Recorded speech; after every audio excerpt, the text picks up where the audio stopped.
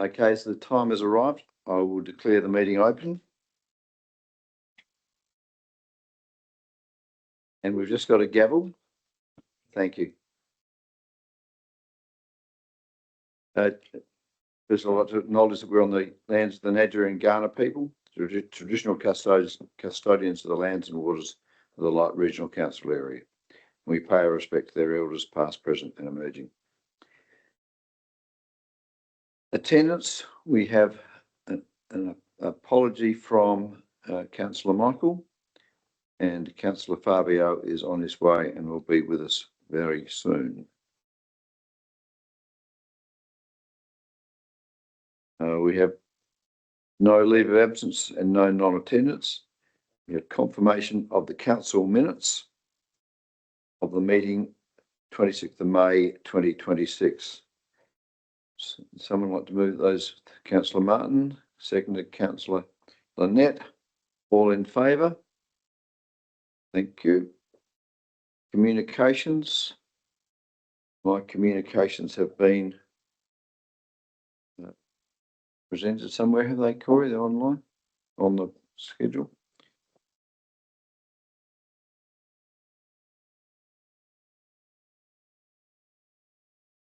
And the Mayor and I had some interesting meetings with various institutes and committees, and Councillor Rowlatt too during the month.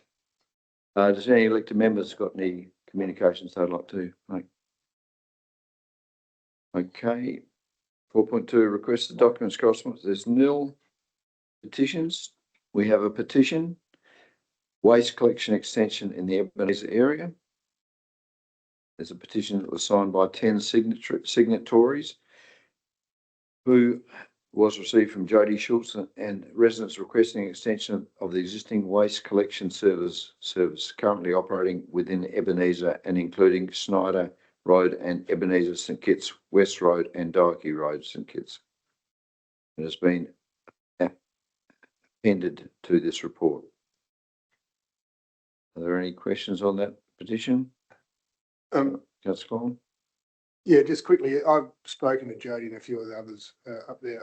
I don't really see a problem with it personally, but I was just wondering what happens now. Will they have to pay if we do the bin service?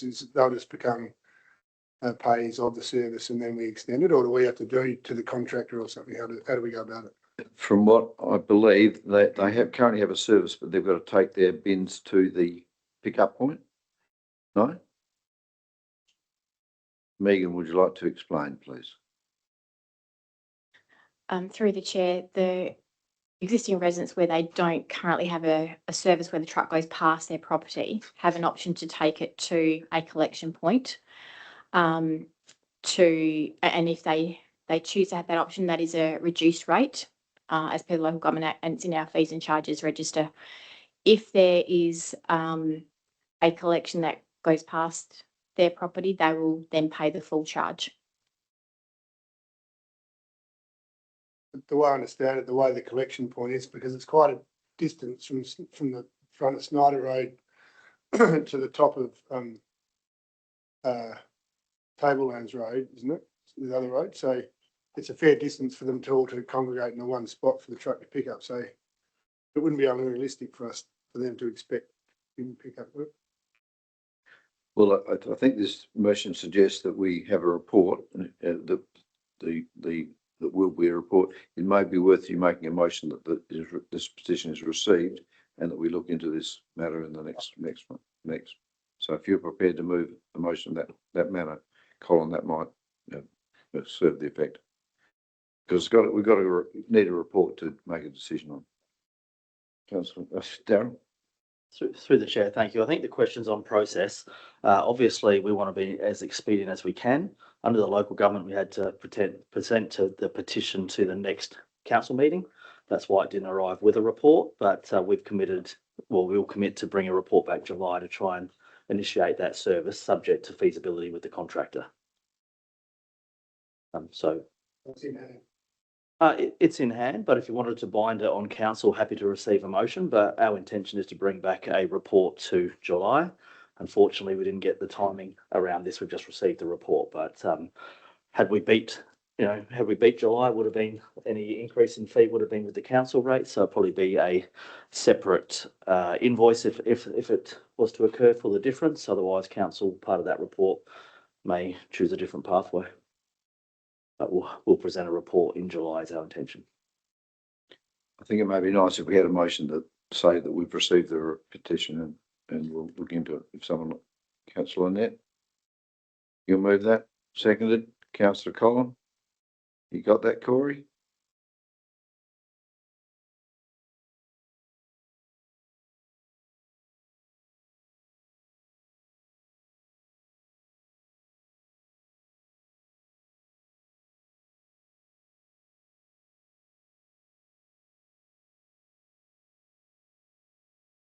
Okay, all in favour? That's carried. Thank you.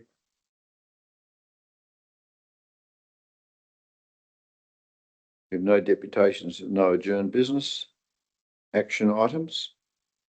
8.1. Page 7.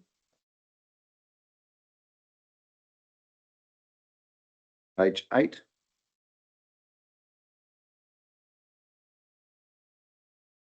Page 9.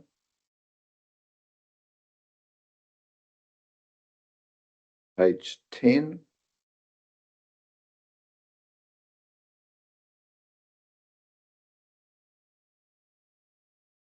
Okay. We now move on to 9.1 Audit Risk Committee meeting. Councillor Collins, sorry. I just have one question, maybe. Have you heard from your mate, the Premier? No response from the Premier as of yet. Kyron, do you want to make a comment about the Audit and Risk Committee?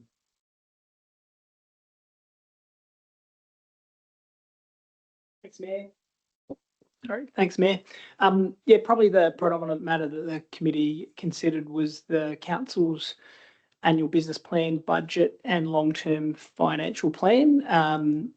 So they considered essentially the public consultation version of those documents, and concluded that their review was mainly for around process, and also financial sustainability. And the committee have obviously made a recommendation that in their view the process has been sound, and that the plans are sustainable. So yeah, that's probably the main commentary to provide about the Audit and Risk Committee. Thanks, Mayor. Thanks, Kyron. But there's a recommendation there that the reports of the meeting be received. Councillor Annette, is there a second? Councillor Peter, all in favour? Recommend 2 that the reports and recommendations of the meeting of Light Regional Audit and Risk Committee meeting numbered 1 to 4 as listed below be adopted. I want to move Councillor Dean, seconded. Councillor Martin, all in favour? It's carried. Thank you. 10. Infrastructure and sustainability reports. These are some good work being done by the team.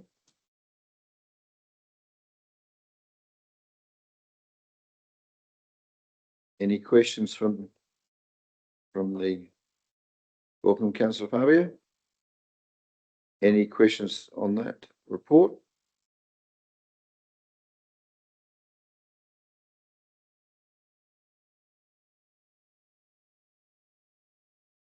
Uh, 10.2, the environmental and biodiversity update.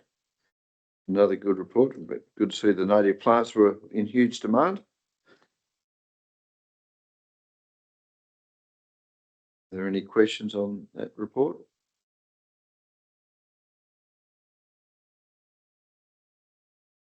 There's a recommendation on the bottom of page 24 that the council receives the infrastructure and sustainability reports 10.1 and 10.2, and the contents therein be noted. Councillor Peter, Councillor Annette, all in favour? It's carried. Thank you. 11, strategy and economic development reports. Sky's good reports again. I reckon I want to go into that mining tour. Looks pretty interesting. Any questions there?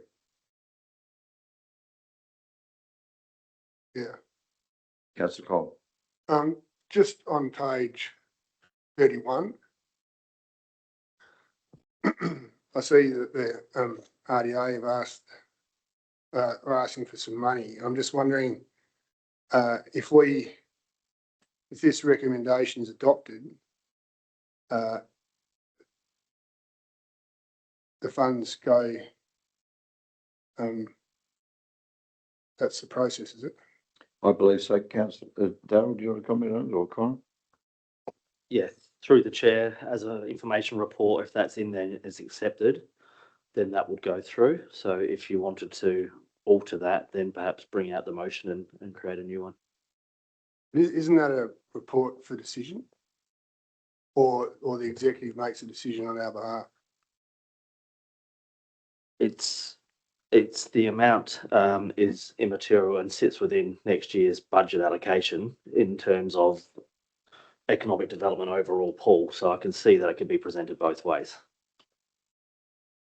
But if you would like, what I concede is that in clarity, we probably should have pulled that out into the recommendation. Happy to take that feedback on board.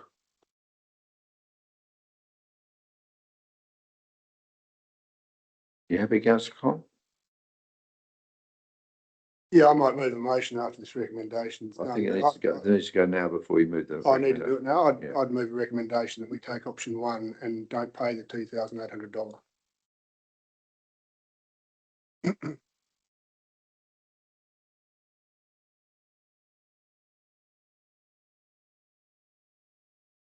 Is there a second to that recommendation?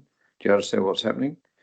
Councillor Collins is bringing option 1 where we don't increase the contribution by $2,872 to the RDA. So is there a second to Councillor Collins' recommendation? Councillor Martin? Okay, we'll just wait for Corey and Caitlin to get it documented. Yeah.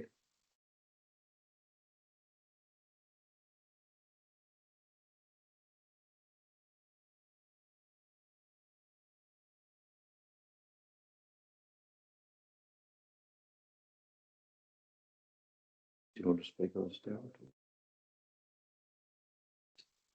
Councillor Kyron might just have a comment. Yeah, thanks, Mayor.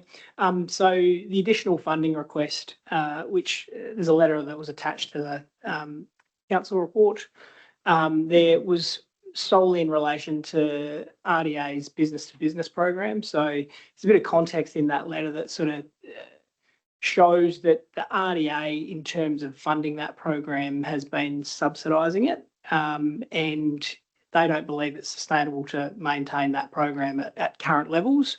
So they put together several options. My understanding is that the board meeting that, or post the board meeting, other councils have put a preference into option 1, hence why that option made its way into this recommendation. But I guess the draft or the motion that you see on the screen there is essentially to for the CEO to write back to RDA saying that council doesn't support that increased funding specifically for the business-to-business program.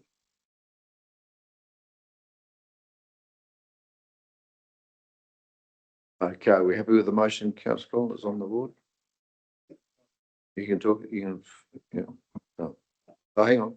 Councillor Simon would like to speak first, so perhaps we'll do that.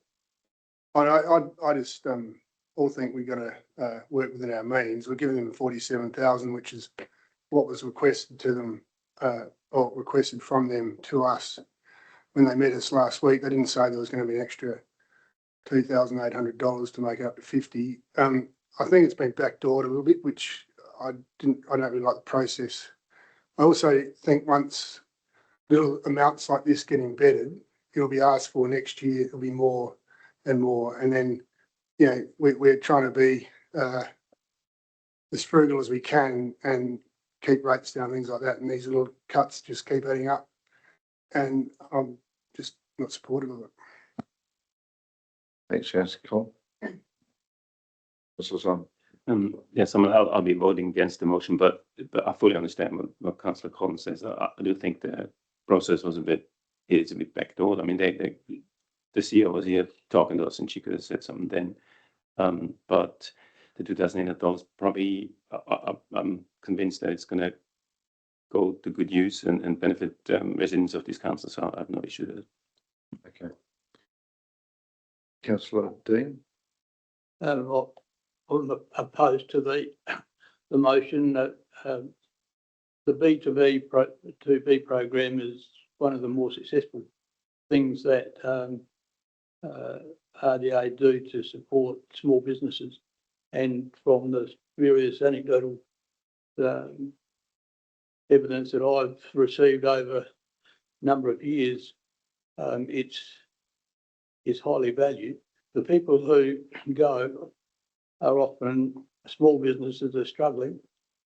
And so if the cost is reduced as much as possible, that will actually help them. So I think the small amount of money actually will make a big impact in terms of economic security of small businesses in our area. Thanks, Councillor Dean. Anyone else like to speak on the motion? If not, Councillor Fond, you want to close the motion? Yeah, I get sick of people saying it's a small amount of money, but yeah, we're going to give them 50K.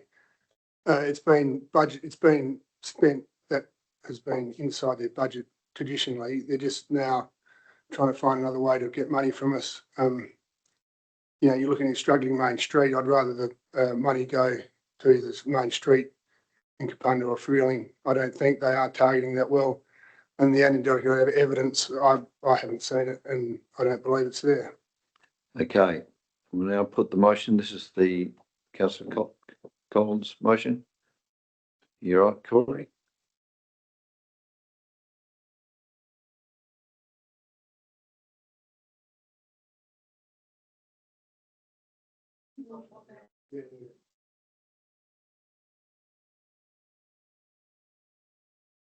Okay, Corey, you're right. Okay, the motion on the board. We'll now put the motion. All those in favour? 5. Those against?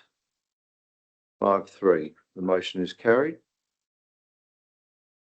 We then move to the recommendation that the reports.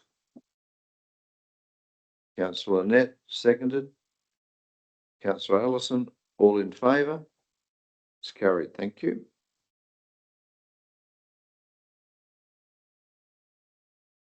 Reports for information, draft statewide flood hazard code amendment. A good report from Kyan. Are there any questions to that? Craig, do you want to make any comments? No, nothing additional at this point. I understand these are just updated flood maps. Region.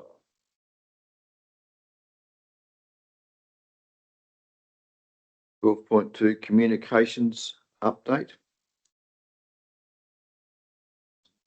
Darryl, comment there? Yeah, through the chair, this is what will eventually become a monthly report, but just giving a bit of an update on the communications update, the media releases and our approach. Also noting that there will be a workshop with council in July to present a community engagement framework. So hopefully you'll see more of these reports, a bit more detail over time. Thank you. Any questions? Councillor Collins? What a great photo is of you, Bill, in the trash door. You've in the trash?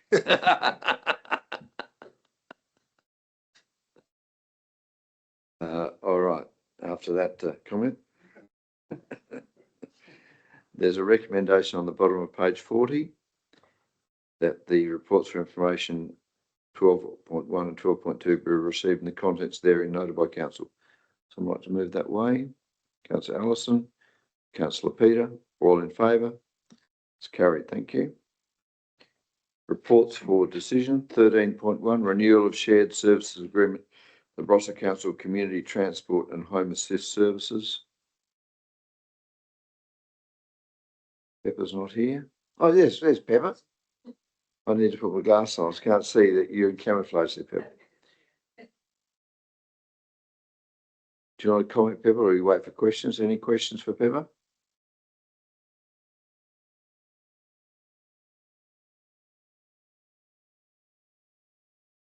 Councillor, let's move the motion. Is there a second to that recommendation? Councillor Simon? Do you want to speak? All in favour? It's carried, thank you. There, Pepper, you do a wonderful job.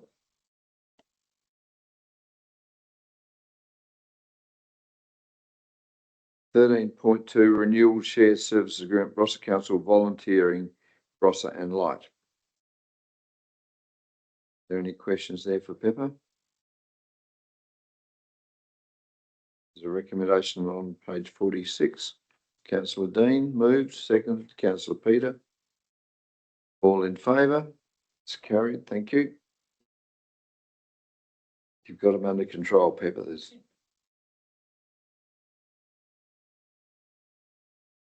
13.3 Council opening hours temporary variation 10th of September 26.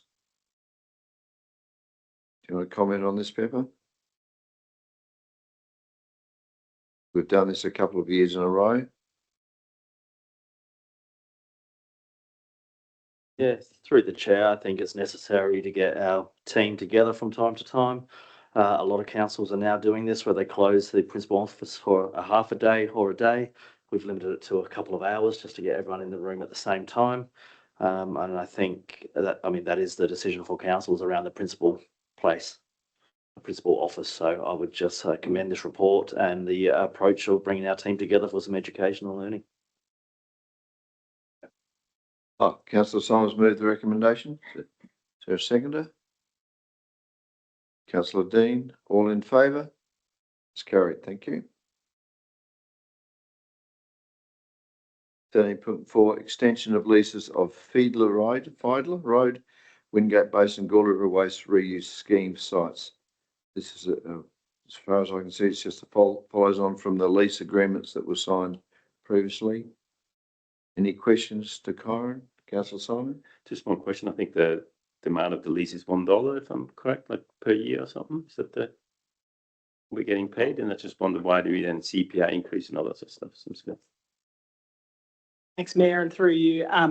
So the original lease, I think it was for $1. That's whilst the full water reuse scheme was in operation in partnership with council. Post Bunyip 1 takeout, market rent has applied. So yeah, essentially in 2022, a market rent analysis was undertaken, and that's the amount that's been adopted, and CPI increases for 10 years, and then there's another market review coming up. Councillor Peter?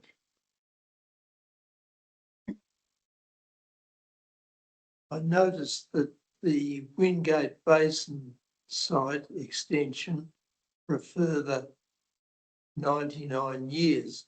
Now, pastoral leases in South Australia are maximum 20 years with right of renewal.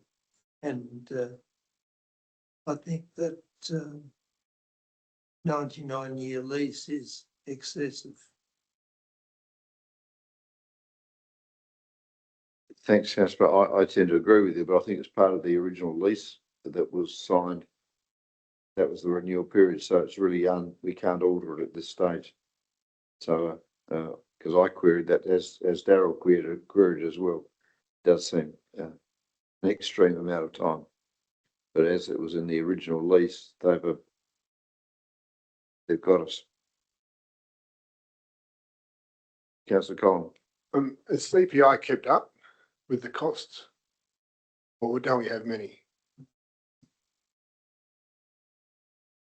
Through the chair, so effectively council, this actually removes some maintenance costs for council, obviously in that wetland area of Wingate Basin. So all those costs, maintenance costs are borne by the lessee. So yeah, this is really just a nominal market rent amount assessed by a valuer in terms of rates. So yeah, I guess whether CPI has kept on trajectory with market values is another. I guess that is the question. I guess the leases do only have market rent reviews at certain periods. So yeah, we don't have an intervention sort of option there in the lease. But it is just, it's revenue for council. Thanks, Kyron. Are there any further questions? There's a recommendation on page 54 that the extension of leases for the Wingate Basin and the Gore River Water Reuse Scheme is signed. Someone like to move that recommendation? Councillor Simon, do you want to speak? Just one more question, if I may. Yeah, sure. Just, I mean, it's a silly one, but it just says 99 years, but it says like the dates 2026 to 2120 is not 99 years. I just wonder why that is.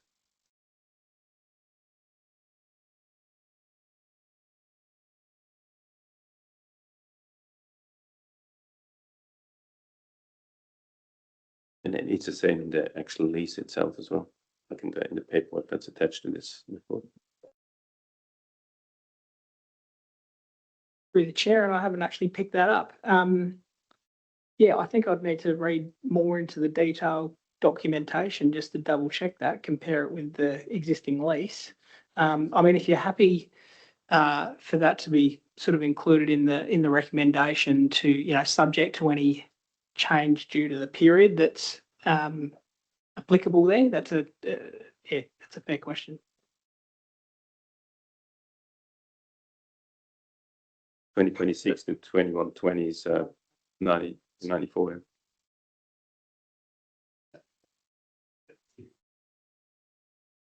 Just me.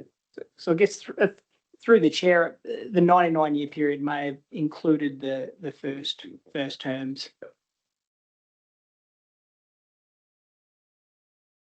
Are we all right to go ahead? Yeah. Through the chair, that's my understanding as well. There was I think an initial lease and then a second extension, and this is the final extension, but I think it culminates in the ultimate 100-year lease. In terms of the recommendation, I probably agree that subject to timeframes being consistent with the original lease agreement or something like that could be helpful. Or the actual recommendation doesn't talk about the 99-year lease, it talks to those periods. So I do think it'll be comfortable receiving those periods, and it's only if there's a query or concern from the vendor or lessee that we'd need to come back and review it. I think the report, I get what you're saying, doesn't speak exactly to the recommendation, but I believe the timeframes speak to the lease. Thanks, Darryl. Given that proviso, there's a recommendation there on page 54. I don't think we've got a movie yet, have we, Corey? Someone like to move that recommendation? Yes, Councillor Martin, thank you. Second to Councillor Dean. All in favour? That's carried, thank you. 13.5, adoption of the 26-27 annual business plan budget 2036 long-term financial plan, declaration of rates for the 26-27 and the adoption of the schedule of fees and charges for 26-27. Kyron, would you like to make some comments? Thank you, Mayor. Just as an update, in the recommendation to this report, there was a couple of highlighted sections that reference total capital values in the council area and also total assessable capital values that effectively council sets its rates upon. At the time of authoring the report, we had week 50 totals in there, and we now have week 51 as of yesterday data. So what you have on your desks is a hard copy of the track changes to those numbers. Effectively, you will note that those values have gone down in terms of assessable value, which does relate to about a reduction in rate revenue of about $9,000 to the council. Given that that number is immaterial and wouldn't effectively affect the long-term financial plan and the budget itself, we're not proposing to make any changes to those particular documents. However, we would update those numbers in the recommendation per the documents that you have before you. Just in terms of recapping on the process, so obviously we started back out in February with a briefing session with council to compare the adopted long-term financial plan with some movements that had occurred due to end of financial year results in 24-25, and also the forecast budgeted position for council in 25-26, which saw some unfavourable movements, pushing the council into a reasonable operating deficit position. So the financial strategy since then has been to limit the time frame that council is in deficit, with the objective of getting back into surplus in 2028-29. We had some workshops with council to seek feedback on, I guess, revenue and expense options. That feedback effectively landed us with a proposal to go with a mid-revenue and a mid-expense option that resulted in an operating deficit around $2 million in 2026-27 and around about $300,000 of expense cuts, which would equate to reductions in service levels. That particular version of the plan went through public consultation. There was limited feedback, mainly in support. A lot of the themes were just reinforcing council's new initiatives in the annual business plan around an advocacy plan, a township's master planning exercise, and also the asset rationalisation study. So they're sort of key goals within the annual business plan that are new initiatives that align with the feedback that we did get through the public consultation process. Of course, that then went back through the Audit and Risk Committee. So obviously the minutes and recommendation received earlier this evening that the process has been sound and that we have a sustainable financial plan moving forward.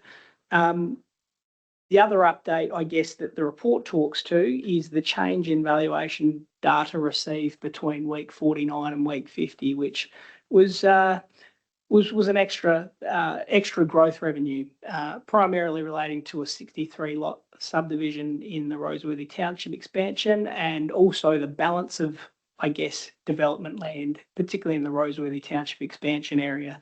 And some of that relates to council's proposed differential rate by locality for primary production land use in urban employment zones. So there's some significant capital value increases for, I guess, the balance of development land that yields development growth. And so that resulted in a change or an increase in rate revenue of about $200,000, primarily associated with growth. So when that was modelled in a budget sense, it would reduce the operating deficit from 2 million to about 1.8. So those documents were revised and updated and provided under separate cover. They were placed on the council's website on Friday, and they are attachments 4, 5 and 6 that are referred to in the recommendation. Effectively, we think it's a good budget in the council's current circumstances, and there's always opportunities to bring back variances as part of the first budget review when we see how we're tracking. So that's our suggested approach forward. Happy to take any questions on the process or the documents that you've got before you this evening. Thanks, Kyron. Are there any questions to Kyron?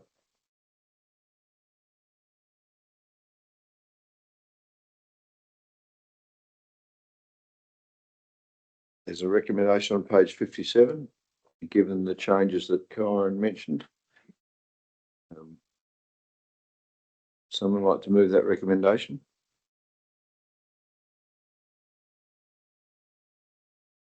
Councillor Dean. So seconds that recommendation? Councillor Annette. All in favour? That's carried. Congratulations. I think that's a fabulous result. We've done a lot of work in this budget, and to get that result is a star for everyone, I think.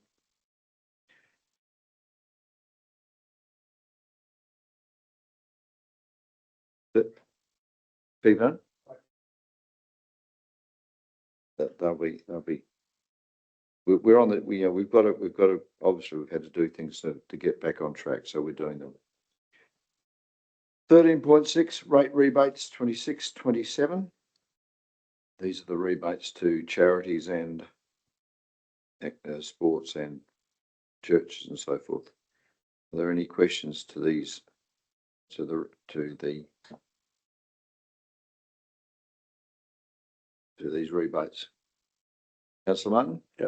I went through it, and this is obviously on the first time I've seen them, and what 99% of them are totally apparent what they are, but there's a few individuals' names in amongst them, and I found that some of those were perhaps properties that we're going to take over as well because of bad rates. I wasn't quite sure, but there was a few individual names and a few two-person names. Yep. Do you want to make a comment on that, Colin? Yeah, thank you, ma'am. Effectively, majority of the rebates, like you say, are with certainly some mandatory, but on the discretionary side of things, if you look back on sort of previous budgets, you'll see the same types of properties come up. Just some commentary around some of the less transparent ones, particularly in discretionary rebates. You've got FCOS Proprietary Limited, so the Kapunda Foodland car park. So that was, I guess, an economic development rebate provided at the time of the development due to some substantial costs borne by the applicant around land acquisition and sort of legal costs with closing a road that now forms part of the car park. So that's what that rebate relates to.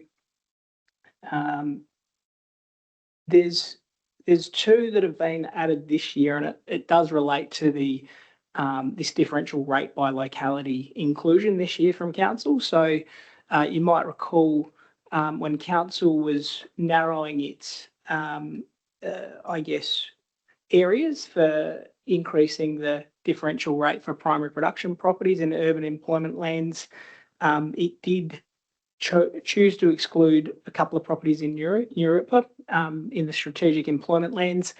When we got to this point of actually declaring the rates, we found that we couldn't specifically differentiate by suburb, which was problematic for those two properties. So we've included them as discretionary rebates so that the applicant doesn't actually have to apply, and they're just applied as part of the annual business plan and budget process. So that's the Grosser Superannuation Fund and Clay Family Vintners. Probably the other one is to do with Cherry and Tompkinson. So there's a CWMS rebate there and also a discretionary rebate on the rates. And we're still doing some investigation into that because this is quite historical. It dates back a number of years, but effectively that property is on the northern side of the Kapunda Community Garden. For those familiar with that, it's down near the hospital there. And it is effectively operating as part of the garden. So I believe that rebate was provided because it provides no benefit to the actual owner, but certainly the report does note that they're seeking to transition that arrangement in terms of ownership so that the council wouldn't necessarily need to provide rebates in the future. So that's something I'll task with the staff to look into for future years, just to tidy that up. Thanks, Corin. There's a property at Gore River is owned by Vigaras. They bought the church and the cemetery, so they've got a rebate on that. I was interested, I didn't realise Flinders University has any property in Kapunda. So it's in Mildred Street, they own some. You learn things you never know.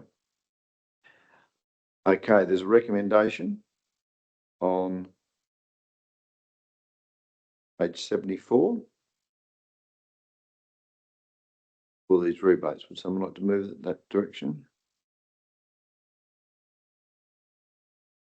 Councillor Annette, is there a seconder? Councillor Simon, all in favour? It's carried, thank you.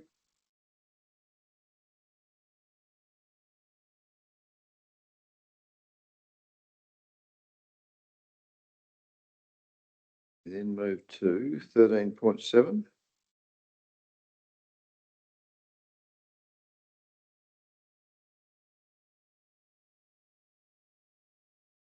caretaker policy review.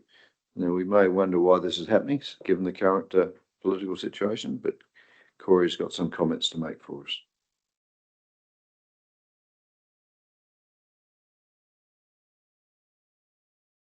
Thank you, through the chair. Regardless of what decision that's pending next week, we still need to bring our policy in line with the update to legislation of the Local Government Elections Act for whether it's November or April next year. So that's where we're at. The biggest change, and this is reflected in the recommendation, apart from some tightening up as far as the framework and decision making during the election period, those sorts of things, is around a public meeting of candidates, which is section 12 of the policy, and is whether council is required to determine its position in relation to the conduct of a public meeting of candidates during an election period. The new legislation speaks to that it is an expectation or it is included, but there is the option for council to opt out, and there is a process to that. So depending on what you as a council choose as to how we would then finalise and present the policy. Thanks, Corey. You see there've been the staff have put advantages and considerations to the different options. At the local government ordinary general meeting, the minister was very keen to have meetings where we would have a meeting and where the attendance in this area would be questionable. So that is another thing to think about. Councillor Martin. Yeah, obviously the hybrid council that we are, compared to someone like Gawler, who can easily hold one meeting for all candidates in one spot, and that's been quite clearly outlined in the report from staff, which I've really appreciated. It'd be difficult to know where to hold a meeting, and then you have, if you wanted to be equitable, then you might have to hold 5, and then of course the cost of staff and the preparation is going to be extensive. So it's an interesting way to go because of the special nature of this particular council. It is true. The other local councils are around us are holding the meetings, apparently. Whether that's something that will look unusual if we don't hold a meeting, but if we do have several meetings, you've got to have an MC to run those meetings, so there are costs involved. So it's up to whatever you think. So that's Colin. Is it compulsory for all candidates if you do choose to do it? So if a candidate doesn't show up, No, there's no compulsion to attend. And the other thing is, do you have one? Going on Martin's point, do you have one in each ward rather than have one for the whole? Is that what you're doing? You can have as many meetings as you like, but they've still got to be run and managed. So. Because I know the last one you held a meeting, didn't you, at Greenwich? Yeah, someone did, didn't they? I think it was talked about. It was never talked about, but some candidates did have private meetings. Councillor Simon. I was just wondering if let's say if we say we're not going to hold a meeting, are we still able to hold a meeting if we choose anyway? And vice versa, if we say we are going to hold a meeting, or we've still got the choice not to hold one, like for the reasons that Colin and Martin just pointed out. I think it's possible that we don't have any candidates or not enough candidates. So, is there some flexibility in one or the others, or both? If you choose in the policy, first of all, this policy will only apply to this election period. Next election period, you need to do another review of the caretaker policy and another decision is made. The legislation is written at the moment that a meeting is held, at least one meeting is held, and you don't need to reference that within the policy. What you do need to reference is if you choose not to hold a meeting. How many meetings you hold is up to you. And it's not about, it's once people have already nominated. So you already know what candidates you have. And then that's who the meeting is for them to present to the public. Whether you do that in one spot for everyone or whether you go across the wards. Again, that's an option to council. Does that answer your question? I'm sorry. Darryl just want to make a comment. Thanks. Yeah, thank you. I think just to really hone in on your question here is, can you apply the policy in a flexible way? I think the short answer is no. Once you adopt the policy, that has to be the position of council. You can always update that closer to the event with a policy review at a new recommendation and resolution, but policies are there to be obeyed. So it should be whatever you put in here. That's what we should be targeting. Okay, thanks, Darryl. Any further debate? Councillor Collins, I'll move it with A, with A. A, right? Hold a public meeting. To hold a public meeting. Oh, that's to be decided, isn't it? Yeah, it doesn't, we don't have to say that now. All right, seconded, Simon. Any further debate? Put the recommendation, all in favour? Those against? That is 7-1. The motion is carried. Thank you. Just while we're on this, I've been approached by several media outlets to discuss the current fallout. And if anyone is thinking about resigning prior to next April, if they've got other things, can they perhaps let me know privately, and so that I can have some indication of how our quorums are sitting and so forth. So just to make that aware. Thank you. 13.8 CEO report. Yeah, through the chair, thank you. This is just a list of the meetings. I also sent an email to elected members and the mayor to advise just a bit of progress of operational matters outside of this. So hopefully that's been of use. There's nothing outside of the ordinary to present this time. I guess the only thing is commentary on the election, but that's at the bequest of Parliament, and we'll keep you updated along there with any changes in terms of the election cycle. So any questions for the report? Scott? I just got a comment. I found that email to be very informative, and if you keep them coming, I think it's going to keep us all informed, and I appreciate it. Yeah, it was excellent, wasn't it? Any other comments? Okay, there's a recommendation that the council receives the CEO's report. I'd like to move that way. Councillor Ellison, Councillor Peter, all in favour? It's carried. Thank you. There are nil questions on notice. Are there any questions without notice? Councillor Simon? Yes, I do have a question. I think it was a decision of council a while ago that we will establish a mailing list.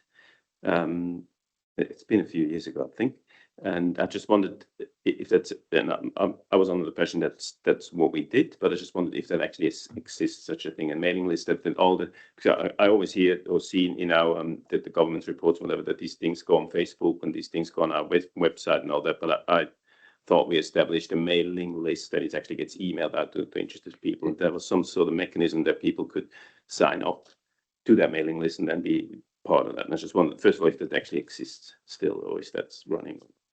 Simon, you're saying an emailing list, not a mailing, an emailing list? Oh yeah, mailing list is an email list, yeah.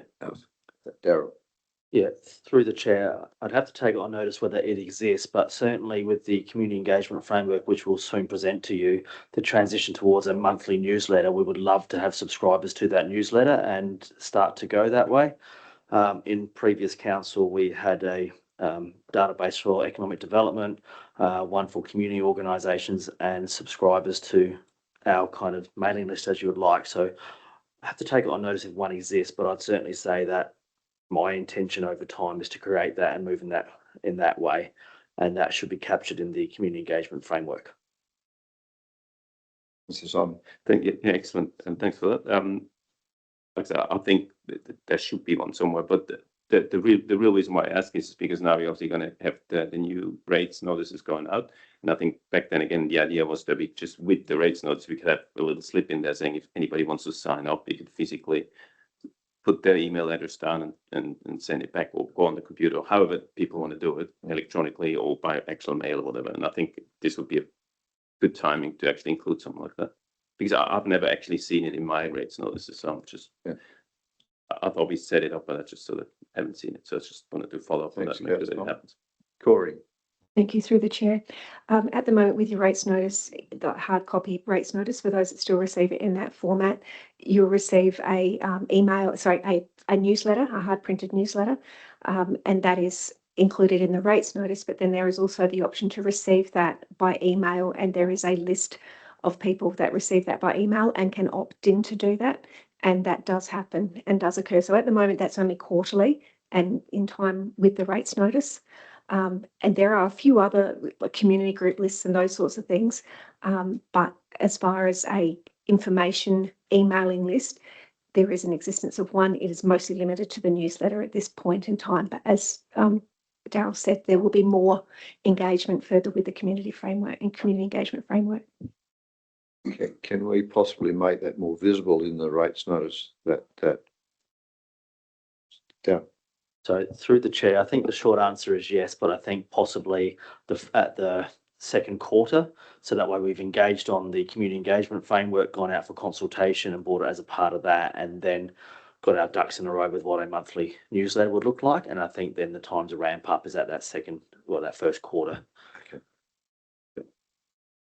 Oh, Councillor Simon? For me, the issues with that is like the best rate payers are the ones that pay everything at once. They'd be missing out on that. So Who does that? I do.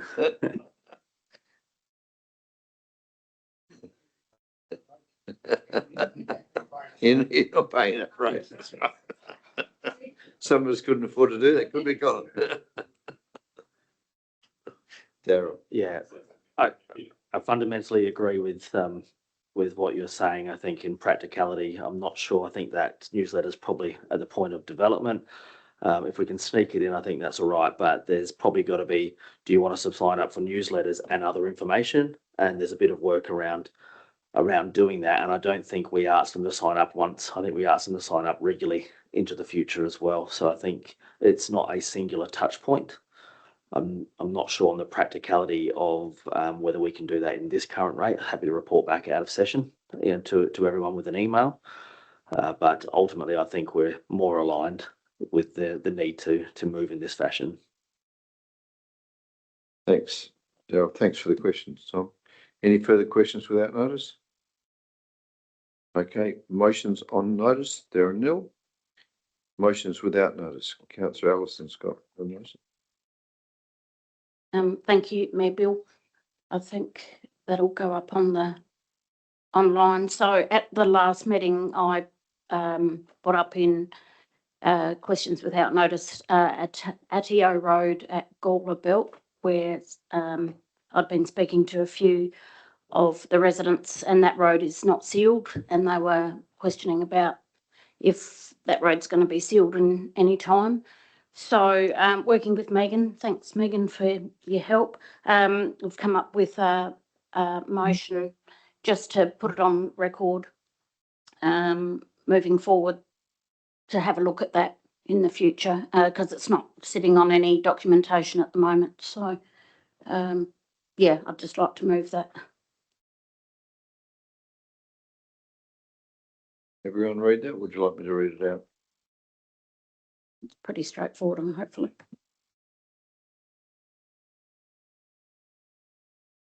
Councillor Simon. Seconded by Councillor Simon. Any further questions?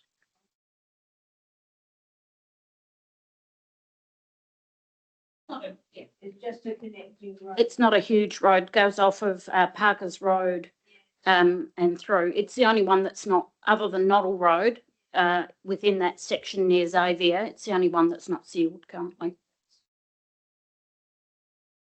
Okay, if there's no further discussion, I'll put the motion on notice. All in favour? That's carried. Just a comment about that. I'm trying to reduce motions without notice because I want to get, if a motion is put, we want to have information that we can actually make a judgment on a motion. So this motion was acceptable because it was discussed the previous previous meeting, it came up as a point, but if there's a motions on notice, I really want to try and cut them back to as minimal as possible so that we can get the information to make decisions on motions. Okay. We have nil confidential items. Just a wonderful announcement that College Road is 2/3 sealed. And tomorrow I'm getting my rollerblades out and I'm going to ride all the way down the new seal of College Road. And Ebenezer Road's been done and Bethel's been finished and Kapunda Road, Kapunda Street, still being worked on. So this is all hoped to be done by the end of the financial year. So congratulations, Megan. Give our congratulations to the team. It's a fabulous effort. And if College Road's got a wonderful, anyone's been down at the foundation they put is really quite amazing, really. Yeah, it's sticky at the moment, but it's I don't know how deep it is, Megan. It's hugely deep. It's I'd love it on my sheds at home. It'd be fantastic. And with that, I close the meeting. Next meeting, sorry. Next meeting, we're having a working bee here next Tuesday.